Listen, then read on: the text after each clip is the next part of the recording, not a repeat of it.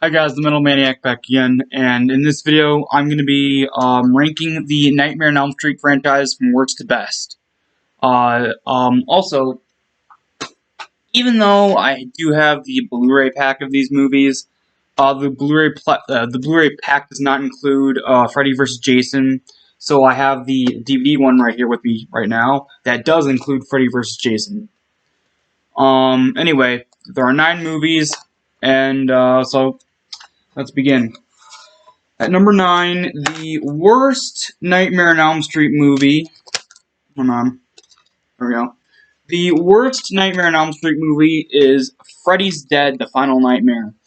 It's the last movie in the Nightmare on Elm Street franchise. Oh, not in the main. I mean, it's the last movie in the original portion of the franchise. Not in the not overall, but it is technically the last in the main storyline.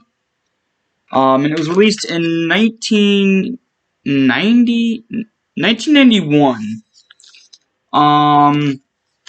But yeah, I mean, it's just a complete, like, Freddy's a complete just joke at this point. Like, he's not meant to be scary. He's just sort of, I guess, a really horrible parody of himself, and it's just that, I don't know, everything, just like with, I guess, Alien 3, everything that could go wrong went wrong in terms of how everything was presented, like the story, the acting. I mean, Robert Englund did the best he could with what he had, but, I mean, the directing was terrible.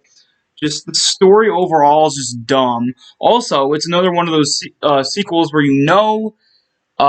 they just ran out of ideas because they introduced the daughter of Freddy Krueger. Yeah, I mean, again, I'm gonna say this again. Anytime a horror movie franchise in a certain movie in the franchise introduced a daughter or a son of a famous horror movie character, that's a red flag that they've just run out of ideas and just have nothing to go on. So they just put that in there because that's a last ditch effort, and I guess keeping the franchise alive. I don't know, but yeah, I mean, Freddy's the Final Nightmare is not only the worst Nightmare on Elm Street movie, but one of the worst horror movie sequels of all time. But yeah, it's at number 9. At number 8, what would be at number 8? Number 8 is.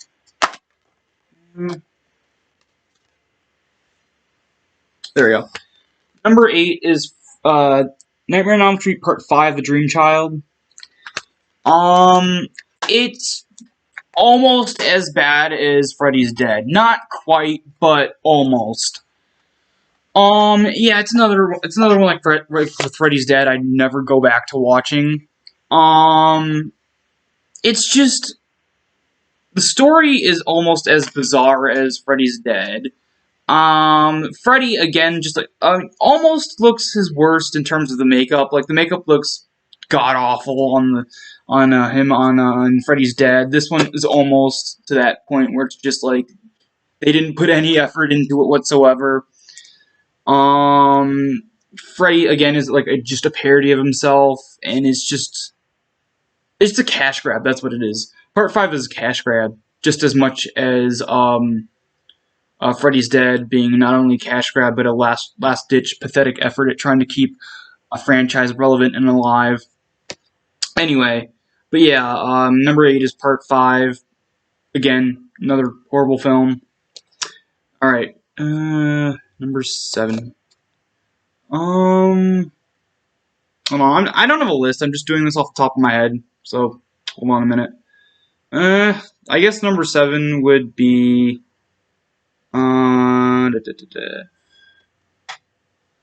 Number 7 is, the remake. Yes, it's a bad Nightmare on Elm Street film. It's a terrible Nightmare on Elm Street film. But watching it as just a standalone horror film, it's actually pretty good. Yeah, I mean, for a while, I just didn't like it at all because, again, it's a bad Nightmare on Elm Street film. But, I mean, if I just ignore that it's supposed to be a Nightmare on Elm Street and just watch it as just a random horror flick, it's actually, I don't mind it. Oh, well, this could have been a good Nightmare on Elm Street film. Okay, here's the thing about this one. Not a lot of people realize this, but the movie that we ended up with was not the movie that was originally shot and filmed. Like, yeah, I mean, here's the thing. There are so many deleted scenes, so many of them, that were in the original filmed version of this one that they took out. So much so that putting all the deleted scenes together would make an entire second film. Like, it would make, like, they basically reshot almost every scene in this film because originally they had its own thing. Like, I've seen all the deleted scenes and cut scenes and stuff like that, and the movie that was supposed to be was actually really, really good. It had some original ideas and stuff, but I guess at the last minute they decided to scrap it in favor of almost a shot-for-shot remake, which of course was a terrible decision, and that's why this movie bombed. It's just really just they had something good, but then threw it away for some stupid reason. But if you're able to get this Blu-ray version, it does have like everything that was cut out, all the scenes that were cut out on the then you could watch them, and then yeah. But like I said, not a good Nightmare on Elm Street movie, but definitely a decent random horror flick. Alright, it's at number 7 now. At number 6, let's see. Number 6 is Wes Craven's New Nightmare.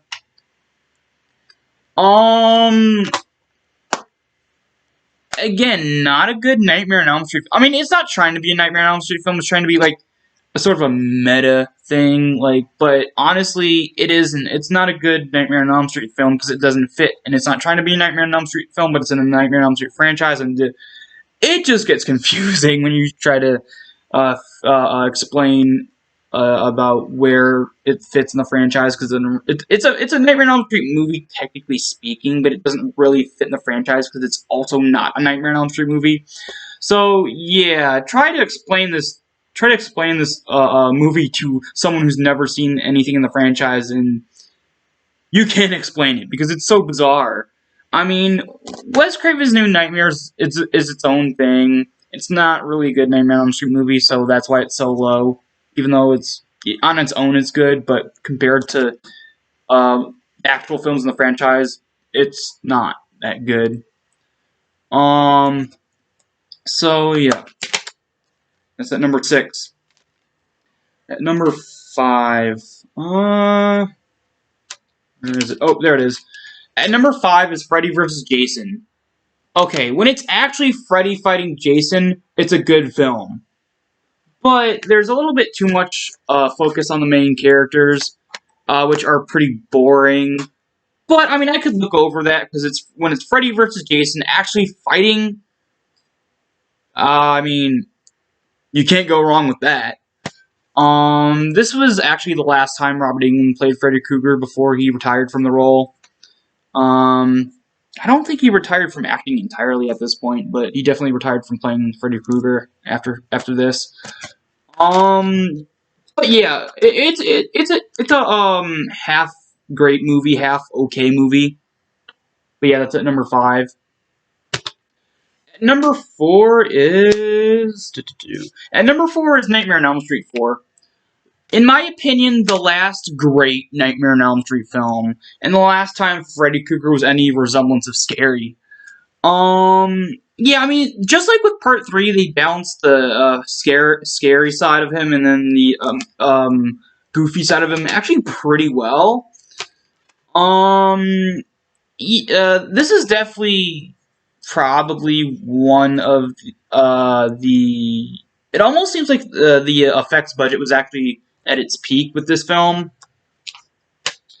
Then the effects budget started going down a lot until, say, I guess, Wes Craven's New Nightmare. But Dream Master is a really, really, really good sequel. Followed up, it's a great follow-up to Dream Warriors. It continues the story that the Dream Warriors set up. But yeah, just a great, great, great sequel. Alright, at number 3. Number 3 is an underrated horror flick and an underrated horror sequel, and that is Nightmare on Elm Street 2, Freddy's Revenge. Oh, yeah, and also, I guess whoever did put the picture on the disc is they put the picture of Freddy from Wes Craven's New Nightmare on the disc of Nightmare on Elm Street 2. I don't know why.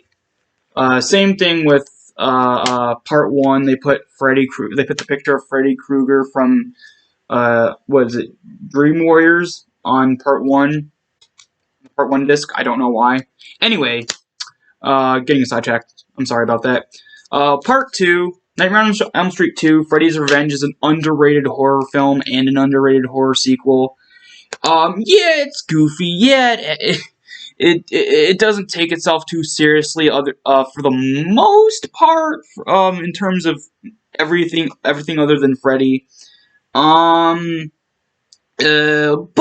I mean, oh, and people do complain about how the rules they broke the rules from the first film and blah da da da da. It's like the rules of the lore of the franchise didn't actually get officially really set up into play in the franchise until part 3. People just gloss over that fact. There were no official laws of lore yet. There wasn't laws of lore yet. That didn't get all it gets really sort of cemented until the 3rd film. So there was still some wiggle room for different ideas being added. But yeah, I mean, Freddy Krueger's definitely at his most sinister in this film. I mean, look at the makeup. Look at how just the portrayal of Freddy in the 2nd film. He is downright terrifying, even more so than in the 1st film. But yeah, I mean, he doesn't have many one-liners in this, but he does have one of my favorites. You've got the body, I've got the brain. But yeah, I mean, just a really cool, wacky, just out there sequel that should get more recognition. But yeah, Nightmare on Elm Street 2 is at number 3. Alright, at number 2 is The Dream Warriors. Nightmare on Elm Street Part 3, The Dream Warriors. Oh, there we go. This is, in my opinion, one of, if not the best horror movie sequel, while also being one of, if not the best movie sequel in general. I mean, it takes everything that's good about the franchise and puts it into one film. This definitely has the most memorable cast of characters. Of course, my favorite being Kincaid. I mean, he's just an absolute badass. Yeah, I mean, just a really great film. Freddy is definitely at his, he has his best one-liners within this film. Like, they're goofy, but, they're goofy while also being, not too overly cheesy. Like, he would have, the really stupid, overly cheesy one-liners later on in the, other sequels.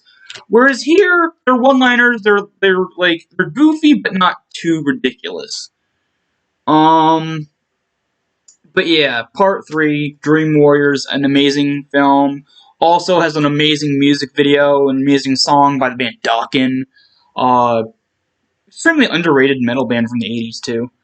Yeah, I'm not a huge fan of anything they've done besides the Dream Warriors song, but, I mean, they're still pretty good. I don't think they're bad, I just don't really care for the majority of their music. Anyway, getting off topic again, I'm so sorry. Anyway, back to, Part 3 for a few seconds. Final thoughts, Part 3. Great horror movie sequel. Fantastic follow-up to Part 2, and I love it. Alright, number 1, of course. Number 1 is Nightmare on Elm Street, the original, from 1984.